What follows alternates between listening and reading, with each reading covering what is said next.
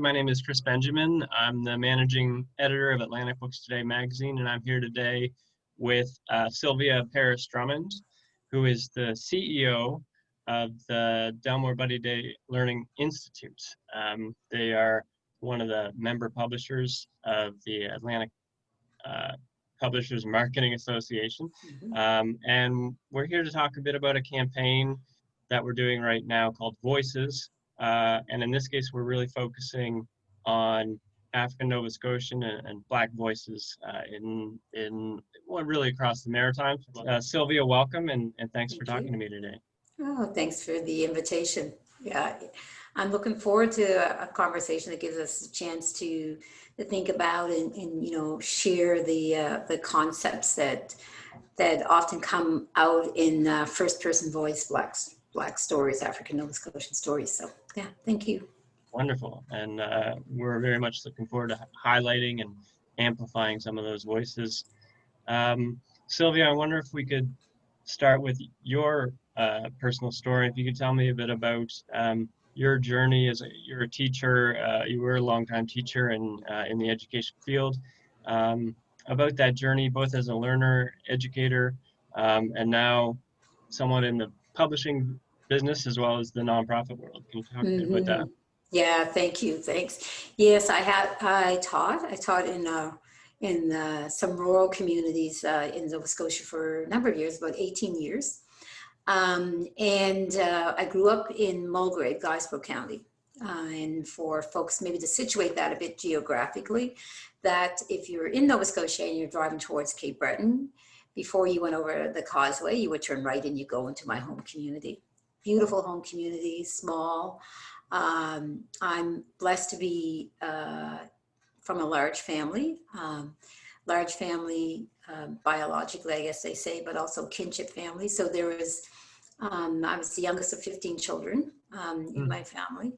And I think lots of things you learn in reflection. So I think certainly in many Black community homes, the first book that you get a lot of quotes from is the Bible. And so that was strong in our Christian family. So some of it, as I reflect back, would attach to that for sure. Education, as it is in all Black communities, within our family is very important.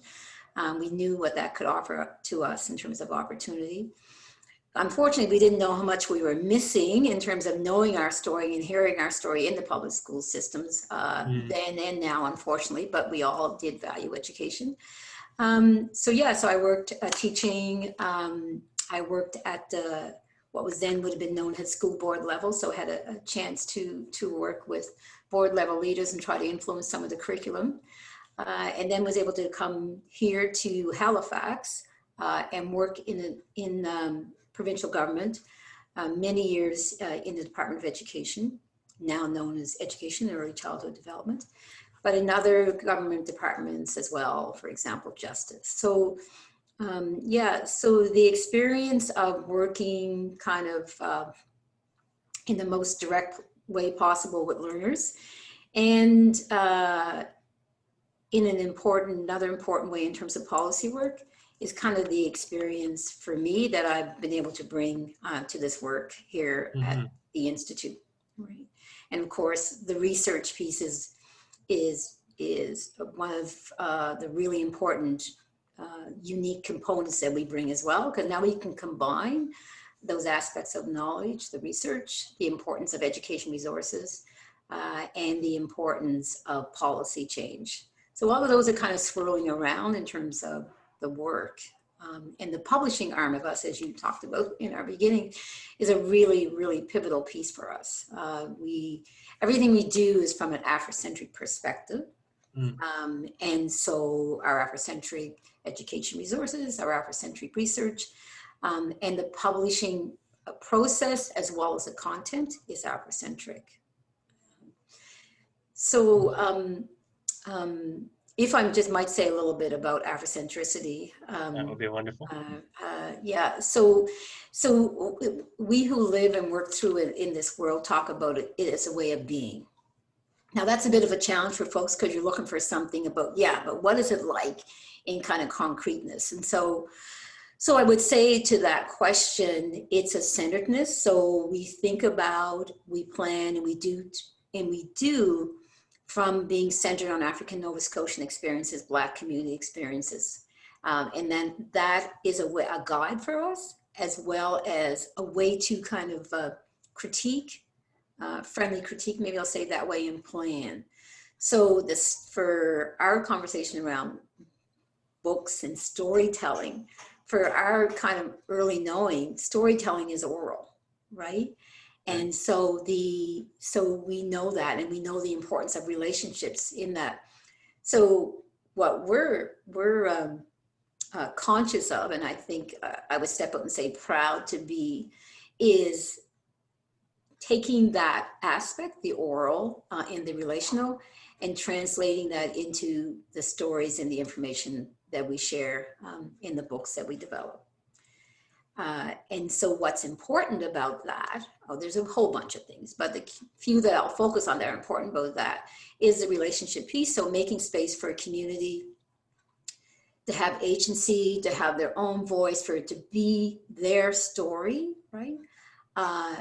To work to ensure that our community stories, the number 2 construction, Black Battalion, the Viola Desmond story, the story of Rocky Jones, the story of Up Home, you know, in the Preston communities in the township, that, you know, that we are a space to share them and promote them, and whenever possible, that we can create the space for those things to happen, right?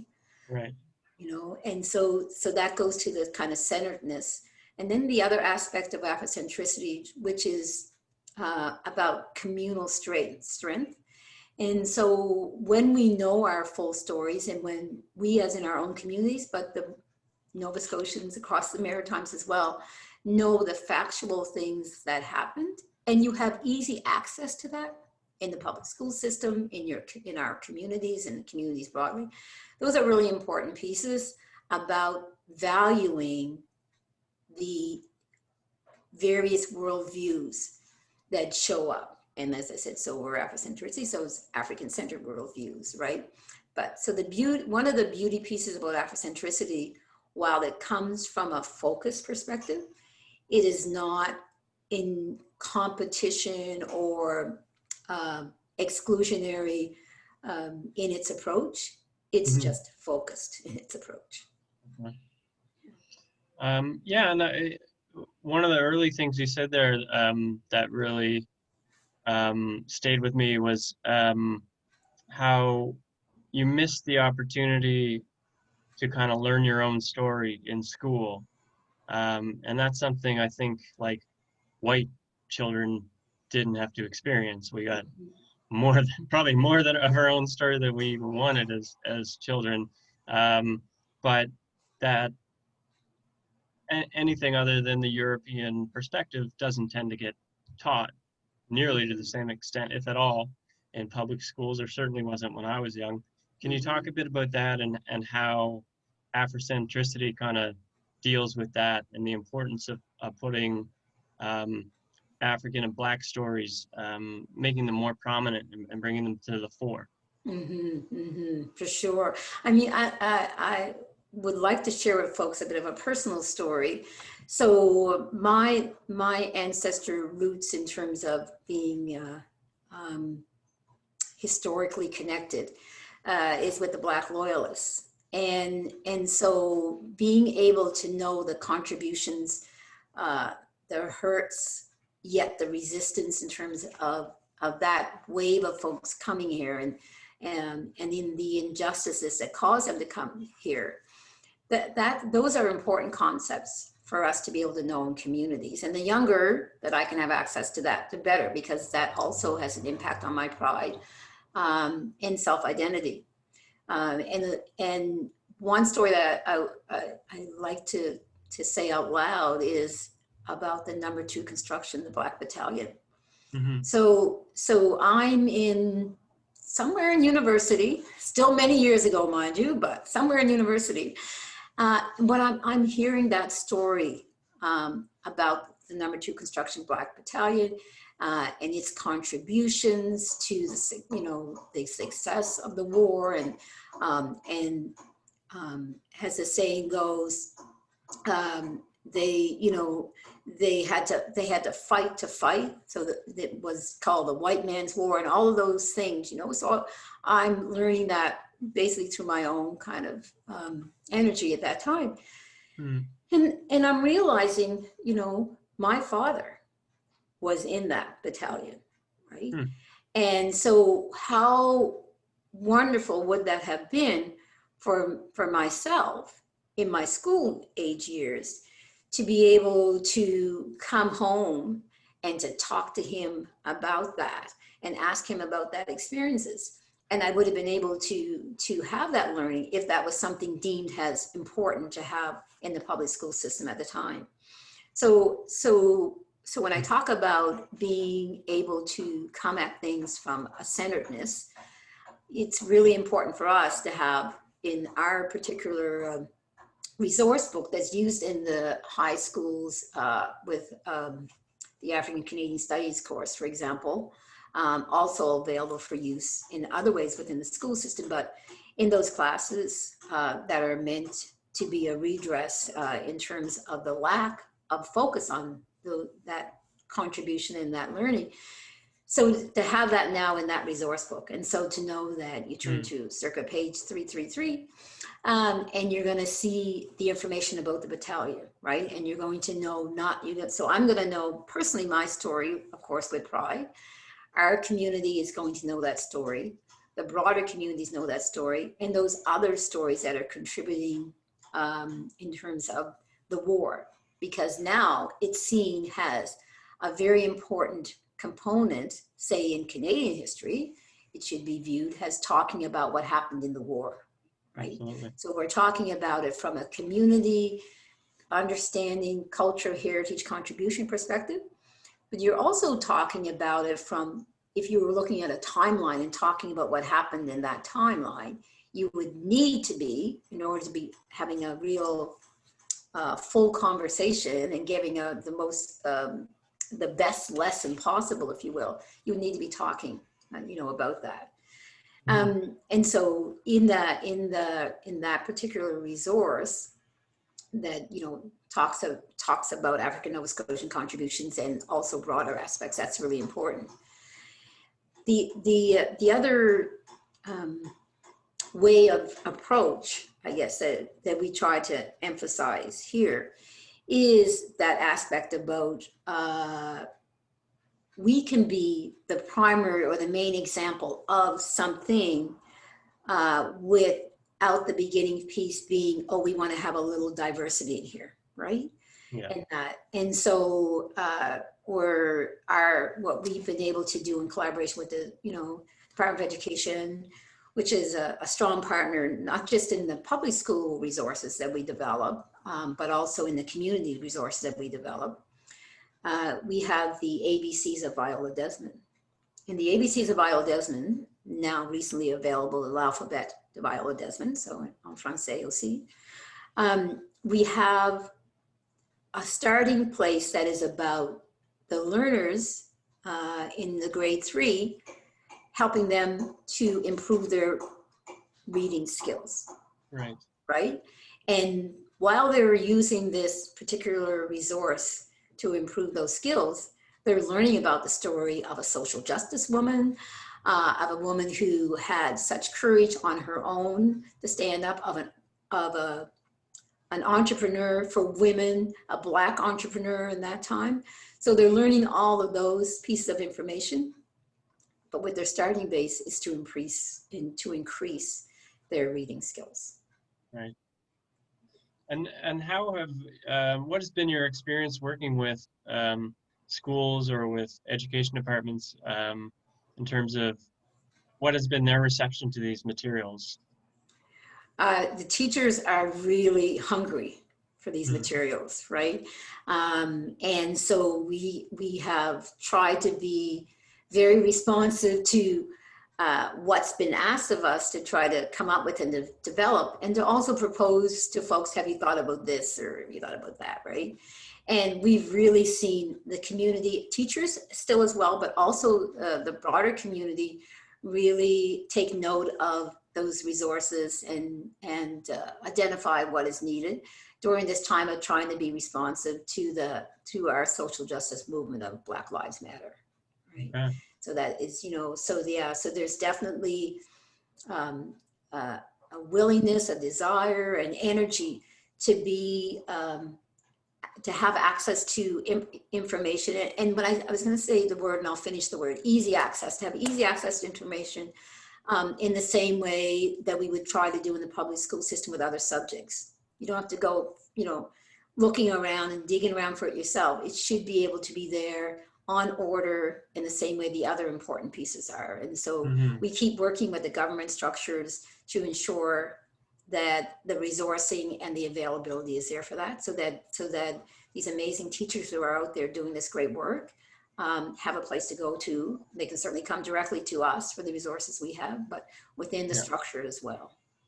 Yeah, that's so important. And I think it's wonderful that the resources are being developed locally, because too often you go into a school and you see stuff being taught, that books that are published in other countries, basically, and it's about Canadian subjects that, so it's so great to see Nova Scotian books being taught in Nova Scotian schools. Yeah.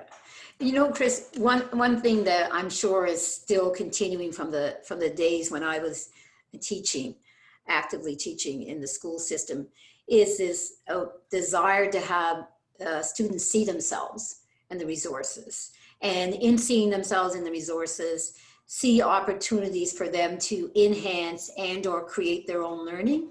That is best done with localized, materials, right? And so that when I have the chance in the post-COVID days, when we'll do some more of these things, I guess, but to do those travels out to communities, right? Or to have speakers in that would amplify the work that we're doing. Yeah, so it's really important that we're able to be part of the larger publishers group to help contribute to that broadness of the resources available, and then to talk focus and to talk integration, right? And we do this. Yes. And I mean, I wonder if you could talk a bit, we talked a bit about Africentricity, but I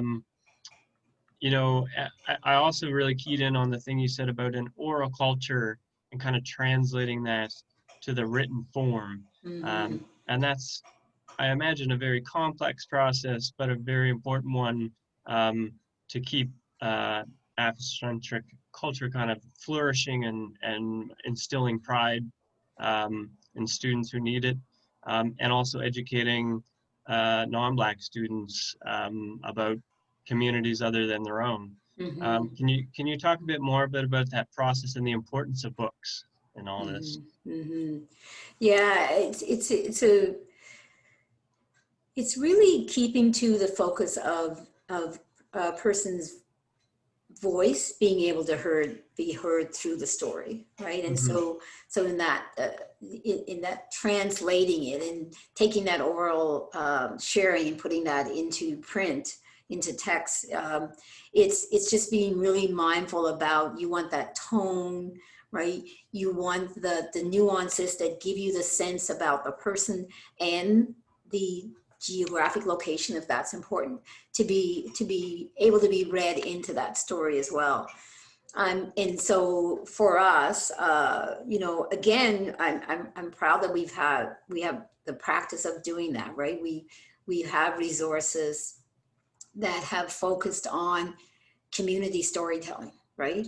And people sharing that, and it's often sometimes it's reminiscent about experiences that came before. Sometimes it's current, contemporary, in the sense about people are talking about their experiences now. A lot of these stories you read in their experiences in the personal aspect as part of that translation and keeping that experience there. And then the other aspect of it, and I think, there's some aspects of technology now that will work to that. If there's places to combine, so to combine somebody's oral telling with a written piece and amplifies it, right? And you know, in the resource that we have on our website, Black Halifax, you know, we're making that fit happen, right? So you can hear, in this case, reenactments of people's voice and story has, you know, using the same words and everything.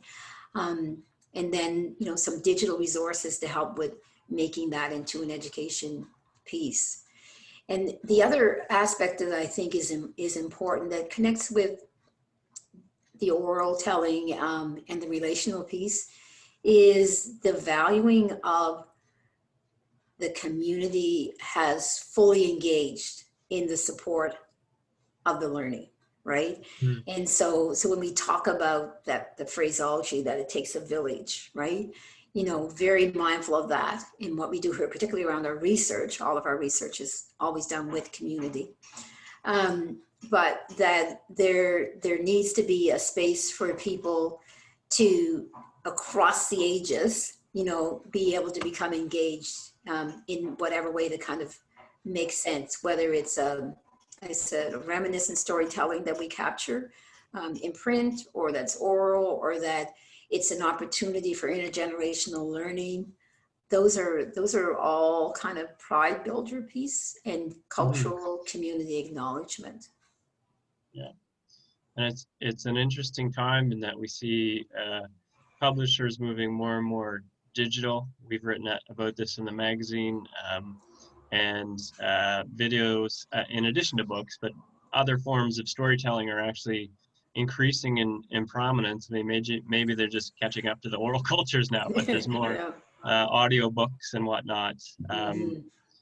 Have you thought about that as sort of a means of telling Africentric stories in this region? Yeah, and I mean, I think for me, like when I hear about kind of the different ways of doing things, I just think about that aspect of about not slipping into an either or comparison, but having kind of multiple ways of doing things. I enjoy, you know, hearing some of the audio telling oral stories, like in that one. And some of what I enjoy about it though is that it's the voice of the author, right? Reading that story and telling that story. And so I think that's something to be mindful about as we think about the different ways. And yet as well, like kind of, you know, the book in hand, right? Is also that tactile experience is so important. So I think, you know, it would be great to be able to offer things up in a variety of ways, right? They have accessibility implications, of course, and different things as well. So yeah, so I think the variety of ways of doing, but the sharing of the tradition of oral storytelling, I think, is something we want to hold on to always. The thinking it through in terms of making it as accessible as possible is part also, I think, about how we put it in text and, you know, digitize it maybe and things like that, because there's the more that we can have the information shared and used, the better we're all going to be, because we're going to know more and learn more. Right. And I just, before I wrap things up, I really want to know personally, are there any Black authors in this region who have really influenced you or inspired you? So there is so many authors, right? And so many stories. So I think what I need to say is the stories that resonate with me are, no, I shouldn't say of course, but, you know, you would not be surprised, maybe people will not be surprised, that are stories that speak to me in terms of a personal way. So Black women's voice telling stories is really important to me. So I have to give a shout out to Her Honor May and Francis for her story about her life and her experience, and how she was so vulnerable in sharing that, right? And inviting us in to see, you know, where we can go in our potential. So that's really important. And stories that speak to the young children, right? That tell you the pride in your community. to have pride in yourself, to respect your traditions, you know. And so who jumps in mind for me is Shantae Grant, right? You know, the experience of home, you know, Mm-hmm. things that we recognize in community, quilts, right? Those kinds of aspects, playing outside together in fields. And we see those in the Africville stories as well, that is told, right? The importance of children playing together, right? So those are important things. The importance of being able to express yourself, like find ways to do that, so that, you know, those spoken word artists that are out there, Andre Fenton, uh, Guy Lee Johnson, Right. you know, and some Yeah. of these folks we've had in programs as well here on site have been able to learn from them and help other people have access to them, you know, as well. And, you know, and speaking about that, programs on site and being supportive, like, you know, George Elliott Clark, like, who Mm-hmm. has been like, who is, you know, so supportive of community, so supportive of those who are coming along on the path of poetry, but gives you access to stories that and poetry that can really like let your heart sing. So Mm-hmm. yeah, so it's really through the lens of what are the kind of different aspects, you know, of it. But you know, it's rich here, as you've Mm-hmm. acknowledged in the beginning. It's rich here, and there's so many, you know, yet to be named, and so many yet to be supported, to be developed, which is another important thing for us to help the, you know, the illustrators who already have a presence, you know, like Letitia Fraser, to help make space for her to be seen, and Yeah. for those unknown young folk and maybe young at heart folk, to give them the space too, like to have their illustration skills or author skills be made known. So yeah. Mm-hmm. Yeah, and I think all those artists, I mean, there's an element of instilling pride in their own communities, but also in just educating other communities about the Black experience. I mean, I think Mm-hmm. that's so important. The, the Black Lives Matter. I mean, even it's right there in the title. It's a loud and clear message um, for particularly white communities, I'd say, to understand that our lives matter, these stories matter, these people matter. And if you haven't had enough exposure directly to those communities, books are an entry point often, and it's a really interesting way for various communities to learn about one another is through stories. Mm-hmm, mm-hmm. And lots of times when we kind of delve into a book, however medium we enjoy it in, you know, it's that like imagining it for yourself and being part of that experience, or, you know, using that it as a lens to consider your experiences. And hopefully, like, in whether directly or in time when you've had a chance to process, utilizing that learning to really do what you can in terms of changing the space so that there is real equity occurring, uh, and the structural changes that need to happen, which I'm fairly sure nobody's denying now needs to happen. You know, that we can contribute to that individually or as a collective in what way makes sense, what way opens up. And I think, yeah, I definitely think hearing people's stories, experiences, and learning full history, heritage, culture is going to contribute to that. Well, I really want to thank you for your work. It's super important stuff, and I particularly right now will thank you for agreeing to help us out with this project to amplify Black voices of writers in this community. And Sylvia is going to be interviewing several local Black authors in coming weeks, and we're going to be broadcasting that regularly on our Facebook channel. So thank you so much, Sylvia. I really appreciate your time and energy and all the fantastic work you do. Yeah, no, I'm looking forward to it. And then, you know, being, as I said, share what the resources that are available for there, because that's what they're meant to be engaged in.